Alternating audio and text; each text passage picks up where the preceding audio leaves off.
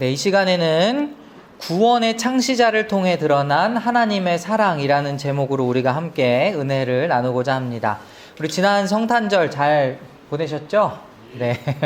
저희 교회에서는 풍성한 식탁 교제를 나눴었는데, 오늘 이 말씀은 사실 이제 성탄절을 보내고 난 다음에 우리가 그분의 나심을 묵상하기 위해서 왜 이 땅에 오셨을까를 한번 더 생각해 보자는 의미에서 우리가 한번 시브리서를 살펴보게 되었어요.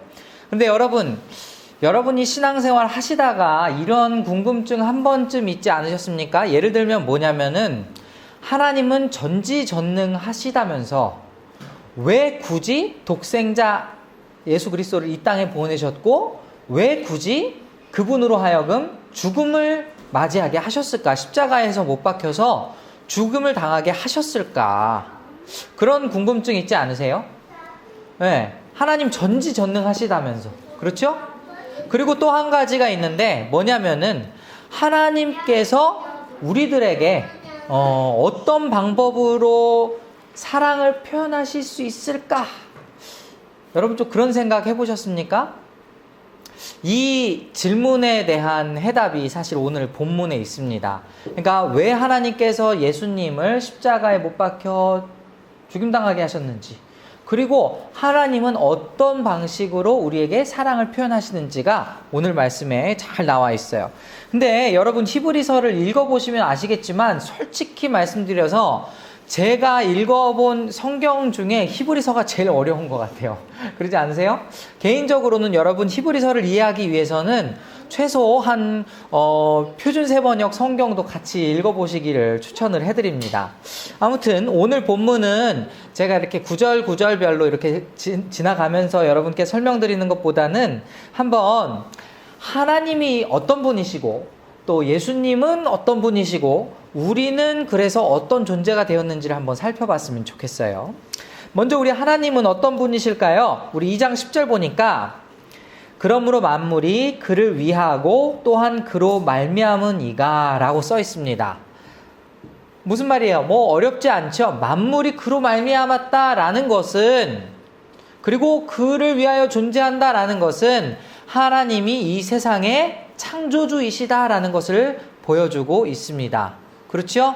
하나님께서 세상 모든 만물을 창조하셨어요. 사람뿐만 아니라 이 세상에 만들어진 피조물 그 모두가 다 하나님의 것이고, 그리고 하나님을 위해서 그 목적이 분명하게 창조가 되었다라는 것입니다. 자, 그런데 여러분, 하나님의 성격은, 하나님의 성품은 우리가 어떻게 알 수 있을까요? 그 하나님이 창조주 하나님이라는 건 잘 알겠는데, 그 하나님의 성품, 사실 성경에 가장 잘 나와 있지 않습니까? 그리고 우리가 사실 요즘에는 조금 많이 살펴보진 않지만 구약의 율법을 통해서 특별히 하나님의 성품을 잘 알 수 있죠. 레위기에 가면은 레위기 법이 다 써 있습니다. 그렇죠? 그리고 여러분 그 모세오경에 있는 그 율법들을 살펴보면 총 613개 조항이 있다고 해요. 네. 그리고 그 중에 248개가 어떻게 해라, 365개가 하지 말아라, 이 율법의 조항들이 다 있는데, 그건 그냥 단순히 우리에게 뭐 해라, 뭐 하지 말아라 이런 의미를 가지고 있는 것이 아니라 하나님의 성품을 드러내고 있는 것입니다. 그래서 레위기를 잘 살펴보면요, 레위기 안에서는 하나님이 얼마나 거룩하신 분인지가 잘 나와 있어요. 그래서 성경에서 내가 거룩하니 너희도 거룩하라 라는 말씀이 계속해서 강조되고 있습니다. 하나님이 얼마나 거룩한 분이신지 여러분이 알고 싶다면 레위기를 찾아보시면 돼요. 근데 그 가운데에서 하나님이 어떻게, 왜 거룩하신가를 생각해 보면, 하나님이 죄를 굉장히 싫어하시는 분이에요. 여러분 중에 어떤 결벽증 같은 거 겪고 계신 분 있으세요? 혹시 결벽증이 주변에 있으신 분 계세요? 하나 막 지저분한 것조차 견디기 힘든 그런 사람들 옆에 있다면 굉장히 좀 피곤하지 않습니까? 예를 들면 이런 거예요. 지폐를 꺼내는데도 그 지폐에 묻은 그 세균이 싫어가지고 그 지폐도 항상 그 새 돈으로만 가지고 다니는 사람, 예전에 그런 사람이 있었어요. 아무튼 들어온 거 전혀 만지기도 싫어하고 가까이 가기도 싫어해요. 자, 그러면은 제가 좀 결벽증이라는 걸 예로 들어서 좀 죄송하지만 하나님이 죄라는 것을 어떻게 대하시느냐를 생각해 보면 사실 이만한 것도 없는 것 같다는 생각이 들어요. 하나님 죄에 대해서 어떻게 생각하실까? 죄에 대해서는 아무튼 굉장히 미워하십니다. 그리고 자기 백성이 죄를 가지고 있는 것조차도 하나님 견딜 수가 없으세요. 그래서 율법에 어떤 법을 만들었습니까? 죄는 없이 해야겠는데 사람이 대신 죽을 수 없고, 왜냐하면은 죄의 삭은 사망이요. 여러분 잘 아시죠? 죄의 대가는 사망밖에 없습니다. 근데 사람이 대신 죽을 수가 없으니까 그 당시에 율법으로 어떻게 했어요? 짐승을 대신 죽여서 그 피값으로 죄를 대신했죠. 이게 바로 하나님의 법입니다. 하나님 그만큼 거룩하신 분이에요. 그리고 공의로우신 분이죠. 죄에 대해서는 그냥 하나님께서 가만히 있지 않으시는 분이시니까. 그런데 동시에 또 하나님은 어떤 분이십니까? 하나님은 사랑이시다. 사랑이 많으신 분이에요.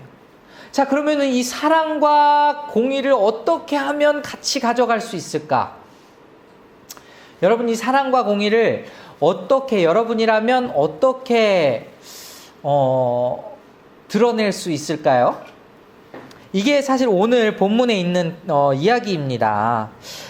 하나님께서 예수님을 이 땅에 보내심으로 그 공의와 사랑을 나타내 주셨죠. 우리 17절을 한번 보시면 오늘 본문에, 그러므로 그가 범사의 형제들과 같이 되심이 마땅하도다. 이는 하나님의 일에 자비하고 신실한 대제사장이 되어 백성의 죄를 속량하려 하심이라 라고 나와 있죠. 백성들의 죄를 속량하시기 위해서 자비하고 신실한 대제사장으로 예수님을 삼으셨고, 그리고 그 예수님으로 하여금 죄값을 대신 지게 하신 거죠. 그렇죠? 여러분, 죄를 보고서 참지 못하는 분이 그냥 넘어간다고 생각을 해봅시다. 그 죄가 잘못됐다는 걸 어떻게 표현할 수 있을까요? 그리고 하나님이 그 공의에 대해서 정말 한치의 양보도 없는 분이시지만 동시에 사랑이 너무나도 많기 때문에 그 사랑을 표현할 궁리를 하다가 마침내 예수 그리스도를 이 땅에 보내신 거라는 거죠. 예수님을 이 땅에 보내지 않으셨더라면 우리는 이 하나님의 사랑과 공의를 제대로 깨달을 수가 있었을까? 이걸 한번 우리가 생각해 보자는 거예요. 하나님의 성품은 바로 이 십자가 안에 담겨 있습니다. 그렇죠? 그리고 오늘 본문은요, 특별히 2장 10절에서 이렇게 이야기합니다. 방금 읽어드렸잖아요. 만물이 그를 위하고 또한 그로 말미암은 이가 많은 아들들을 이끌어, 여기에서 많은 아들들은 우리를 뜻합니다. 신자들을 뜻해요. 영광에 들어가게 하시는 일에 그들의 구원의 창시자는 예수님입니다. 고난을 통하여 온전하게 하심이 합당하도다. 합당하도다라는 뜻은 뭐냐면 그 일이 당연하고 그래야만 한다. 이것이 바로 하나님의 사랑을 나타낼 수 있는 유일한 방법이다라는 것을 지금 이 합당하다라는 표현을 통해서 우리에게 알려주고 있는 겁니다. 만약에 다른 방법으로 우리에게 그 사랑을 나타내실 수 있었더라면 하나님은 그 방법을 택하셨을지 모르겠어요. 하지만 자신의 독생자 예수 그리스도를 이 땅에 보내심으로 그 사랑을 나타내시고 십자가에 못 박히게 하심으로 그 공의를 나타내신 것, 그 나타내심이 아니었다면 우리는 하나님의 사랑과 공의를 깨달을 수가 없었다라는 것이죠.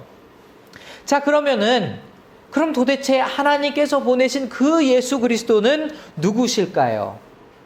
방금 읽었던 10절에서 또 어떻게 시작하고 있습니까? 그는 구원의 창시자이시다.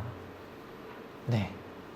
그 전까지만 해도 우리가 죄를 지으면은 제사를 통해서 그 죄값을 짐승이 대신 담당하게 하심으로, 그죠? 담당하게 함으로써 우리의 죄를 없이 하는 그런 의식을 치렀잖아요. 그게 구약시대의 율법이었고 제사였잖아요. 하지만 그것 자체가 본질적으로 우리를 구원하진 못했어요. 예수 그리스도를 말미암아 우리가 구원을 얻게 되었죠. 그것이 바로 시작입니다. 그래서 구원의 창시자라고 나와 있죠.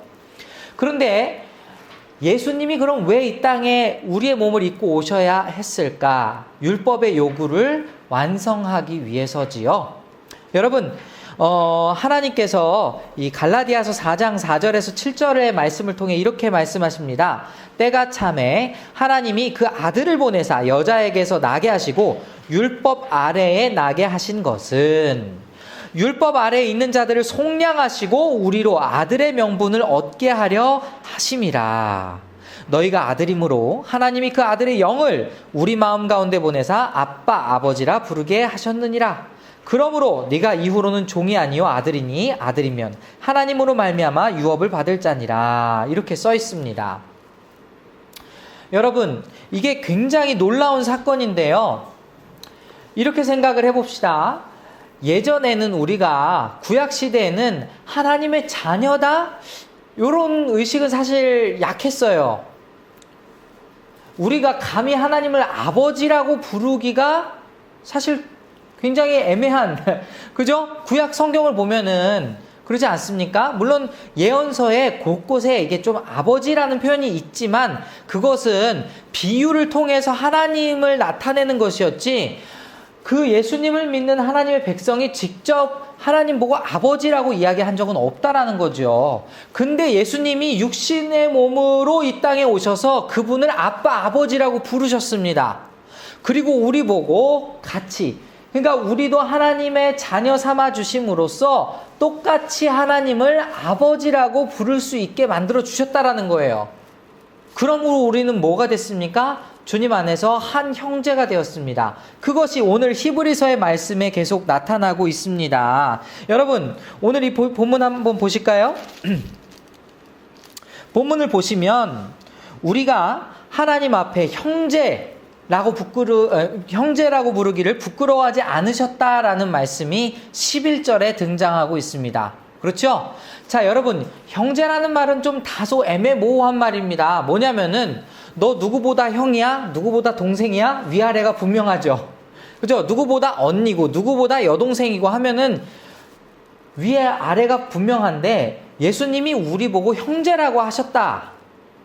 아니, 형제라고 언제 그러셨는데요? 라고 물어보신다면 오늘 본문의 11절 말씀을 설명하기 위해서 지금 히브리서 기자가 12절과 13절을 통해서 인용을 하고 있습니다. 구약 성경을 인용을 하고 있는데요. 12절 보니까 내가 주의 이름을 내 형제들에게 선포하고 내가 주를 교회 중에서 찬송하리라 라는 말씀이 있습니다. 이 말씀은 어디에 있는 말씀이냐면 시편 22편에 있는 말씀이에요. 시편 22편 22절에 있는 말씀인데 시편 22편은 고난시입니다. 23편은 너무 유명해서 잘 아시죠? 여호와는 나의 목자시니. 근데 그 앞에 있는 시편 22편은 이렇게 시작하고 있어요. 내 하나님이여 내 하나님이여 어찌 나를 버리셨나이까. 이거 예수님이 십자가에 못 박히실 때 하신 말씀이잖아요. 이 시에서 나는 사실 다윗이었지만 다윗이 이 시를 썼지만 여기서 나라고 하는 사람은 바로 예수님이었죠. 예수님을 예표하고 있었으니까. 그렇죠? 근데 그 예수님이 지금 여기에 내가 주의 이름을 내 형제들에게 선포하고 라고 하면서 우리를 형제라고 부르셨어요. 이거 여러분 얼마나 놀라운 말씀인지 아시겠습니까? 여러분을 부끄러워하지 않는데요. 여러분 생각해 보십시오. 길 가다가 걸어가는데 누가 나랑 같이 걸어가던 내 친구가 갑자기 뭘 어떻게 설명을 드릴까요? 뭐 쓰레기를 아무데나 버렸어요. 보란 듯이 아무렇게나 막 버렸어요. 부끄럽지 않아요? 그죠?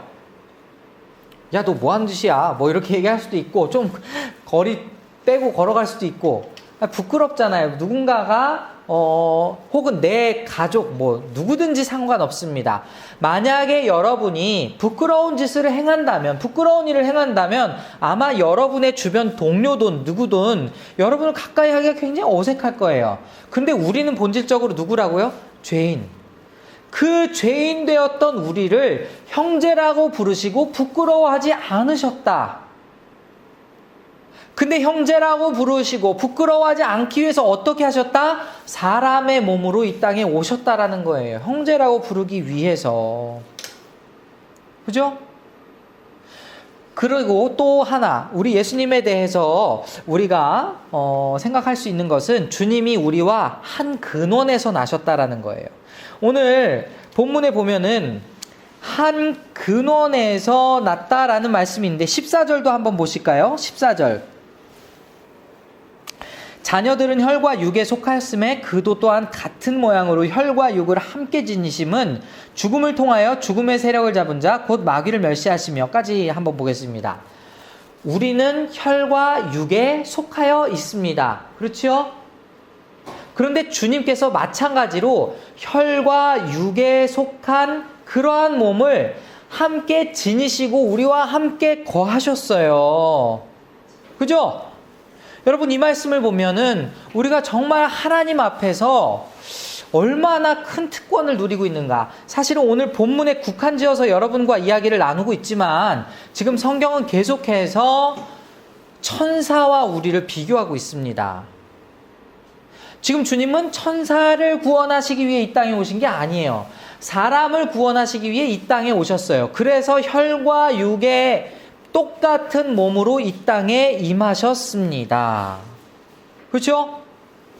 그래서 여러분, 우리가 어떻게 됐냐면 거룩함을 입은 자들이 되었어요. 11절 보니까 거룩하게 하시는 이와 거룩하게 함을 입은 자들이 다 한 근원에서 났다. 하나님께서 우리를 혈과 육으로 창조하셨습니다. 그렇죠? 하나님께서 예수님을 혈과 육으로 된 자로 보내셨습니다. 그렇죠? 그러니까 한 근원에서 난 것이 맞습니다. 한 하나님 아버지께로부터 난 게 맞다 이 말이에요. 근데 차이가 있어요. 본질적인 차이. 그것은 뭐냐면 예수님은 우리를 거룩하게 하시는 이, 우리는 거룩하심을 입은 이. 본질적인 차이지요.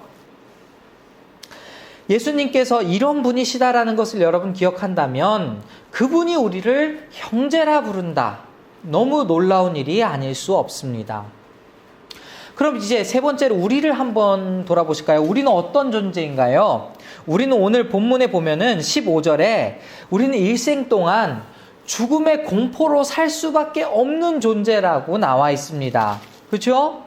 또 죽기를 무서워함으로 한평생 매여 종노릇하는 모든 자들을 놓아주려 하심이니.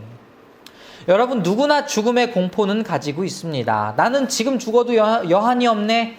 뭐 이렇게 여러분들이 이야기하실지는 모르겠지만, 물론 나이 많이 드신 분들은 그렇게 말씀을 하실지 모르겠지만, 사실 죽음에 대한 공포와 중압감은 뭐 이런 말할 수가 없어요. 아, 진짜 내가 죽는 건가? 이렇게 생각을 해볼 때, 특히 지금 여러분의 삶 가운데, 여러분의 삶의 터전에서 불의의 사고로 우리가 사랑하는 사람 혹은 내 자신이 죽는다고 생각해 봅시다. 그죠? 사실 우리는 죽음의 공포, 다시 말하면 뒤집어서 생각하면 생존의 공포에 어떻게 하면 내가 먹고 살 수 있을까? 그죠? 죽지 않고 버틸 수 있을까잖아요. 생존에 관한 부분은. 그런데 그것에 매여 있는 우리를 자유롭게 하셨다라는 거예요. 예수님의 그 사랑을 우리가 힘입어서. 그죠? 본문은 계속해서 그걸 강조하고 있습니다. 사랑이신 하나님께서 예수님을 보내셨고 그 예수님으로 말미암아 우리가 죽음의 이 공포로부터 조금 더 본질적으로 얘기하면 하나님과 분리되어서 정말 허망하게 살 수밖에 없었던 우리에게 새 소망을 주시고 그 죽음으로부터 자유하게 하신 분이 바로 우리 주님이시다. 우리는 그런 존재다라는 것을 이야기하고 있는 것이죠. 우리가 주님의 형제가 되었다라는 것은 또 무엇을 의미합니까? 우리는 하나님의 자녀가 되었다라는 것을 의미합니다. 그렇죠? 그리고 그로 말미암아 우리가 어떻게 되었어요? 자, 예수님께서 이 땅에 오셔서 육신의 옷을 입고 사람이 되신 것을 성육신하셨다라고 표현한다면 이 성육신을 비하라고도 신학적인 용어로 이렇게 이야기합니다. 자기를 낮추심, 낮아지심, 이게 바로 비하예요. 그리스도의 비하라고 이야기를 합니다. 그런데 그분의 낮아지심의 결과는 어떻게 되었을까요? 아까도 말씀드렸듯이 우리는 참 죄가 많습니다. 지저분해요. 하나님 앞에 참 부끄러워요. 그런데 하나님께서 우리를 부끄러워하지 아니하시고 우리를 높이신 거예요. 그분의 형제로, 그분의 자녀로 높이셨다라는 거예요. 그분이 이 땅에 오심으로 말미암아 일어난 우리의 변화가 이렇게 크다라는 겁니다.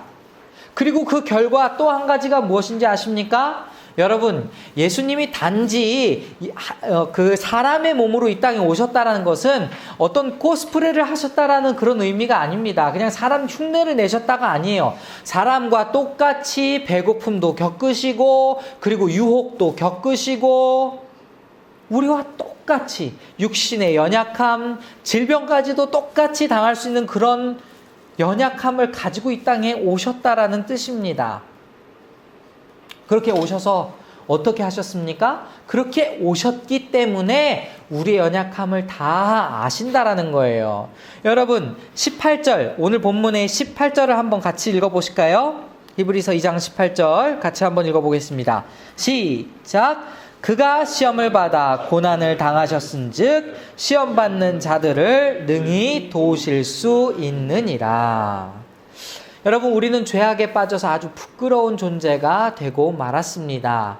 하지만 하나님께서는 우리에게 하나님의 사랑을 나타내 주시기 위해서 최고의 방법이 무엇일까? 그분이 하실 수 있는 유일한 방법이자 최고의 방법으로 독생자 예수 그리스도를 이 땅에 보내셨어요. 그리고 그 예수님을 통해서 우리에게 그 사랑을 나타내셨는데, 이제 그분이 우리의 연약함을 다 알고 계시기 때문에 우리가 시험을 당한다 할지라도 그 시험이 어떤 문제인지를 잘 아시기 때문에 우리에게 감당할 힘을 주신다라는 거죠. 우리를 능히 도우실 수 있는 분이 바로 우리 주님이시라는 겁니다. 자, 여러분, 오늘 이 본문의 말씀을 생각해 보면 여러분 어떤 생각이 드십니까? 예수님께서 이 땅에 아기 예수로 오셨어요. 우리에겐 참 많은 기쁨이자 정말 희망의 소식, 말하자면 복음입니다. 기쁜 소식이에요. 근데 사실 우리가 그냥 뭐랄까 마냥 좋아하는 날, 좋습니다. 마냥 좋아해도 좋아요. 근데 근본적인 그 의미를 생각해 본다면 하나님의 사랑을 우리에게 나타내시기 위한 최고이자 최선의 방법이었다라는 겁니다. 비록 그가 십자가에 못 박혀서 그 아픔과 고난을 당할지라도 그로 인해서 우리가 구원받을 수 있다면, 그로 인해서 우리가 형제가 되고, 그로 인해서 우리가 하나님의 자녀가 되고, 그로 인해서 우리가 우리의 고난을 하나님께 고백하면서 도우심을 입을 수만 있다면, 그렇다면 우리는 진정한 신자이겠죠. 한 가지 여러분에게 강조해서 말씀드린다면 이 히브리서의 말씀은 굉장히 구원받은 신자에게 매우 초점이 맞춰져 있습니다. 왜냐하면 이 편지, 이 히브리서라는 서신서는요, 히브리 그리스도인들에게 쓰여진 편지이기 때문이죠.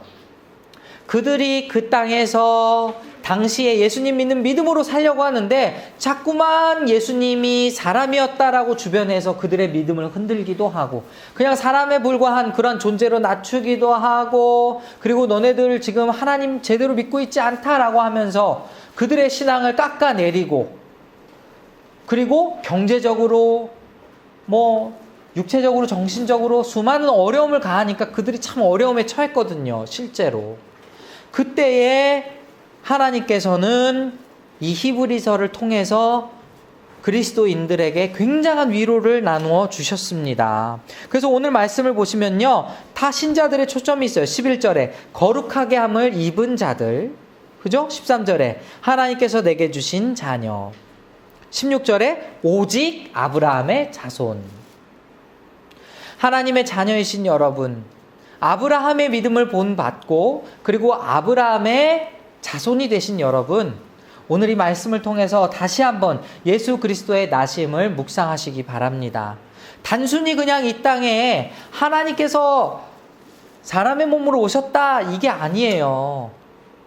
그만큼 자기를 낮춰주심으로써 우리를 높이신 겁니다. 죄로 인해서 죽을 수밖에 없는 우리를 건지시고, 우리를 자녀 삼아주시고, 우리를 형제라 부르시고, 마침내 우리를 구원의 문에 이르게 하시는 구원의 창시자, 그 예수 그리스도를 통해서 하나님이 그 사랑을 나타내셨다라는 겁니다. 여러분, 이 사랑을 잊지 마시기 바랍니다. 우리는 이 사랑에 힘입어 매일매일을 살아가는 자들이에요. 그러므로 여러분에게 또한 여러분의 삶에 시험이 다가온다면 그분께 적극적으로 의지하시기 바랍니다.